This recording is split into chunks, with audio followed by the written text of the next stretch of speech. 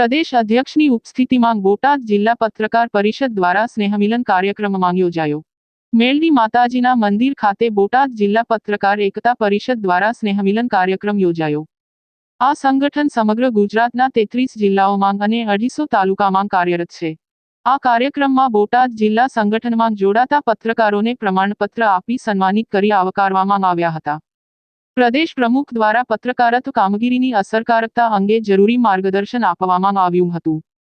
પત્રકાર પરિષદના પ્રદેશ અધ્યક્ષ લાભુભાઈ કાથરોડિયા, પ્રદેશ મંત્રી આર.બી. રાઠોડ, સુરતથી પધારેલ નીતિન ગેલાણી, નીરજભાઈ સહિતનું પુષ્પહાર આપી સન્માન કરવામાં આવ્યું હતું. સમગ્ર કાર્યક્રમનું સંચાલન પ્રદેશ કારોબારી સદસ્ય પિયુષભાઈ શાહ અને કાર્યક્રમની રૂપરેખા બોટાદ જિલ્લા પત્રકાર એકતા પરિષદના પ્રમુખ ધર્મેન્દ્રભાઈ દ્વારા આપવામાં આવી હતી. આભાર વિધિ ઝોન પ્રભારી રાજેશભાઈ શાહ દ્વારા કરવામાં આવી હતી. રિપોર્ટ રાજન ભાણો સાથે કમલેશ ઢાપા.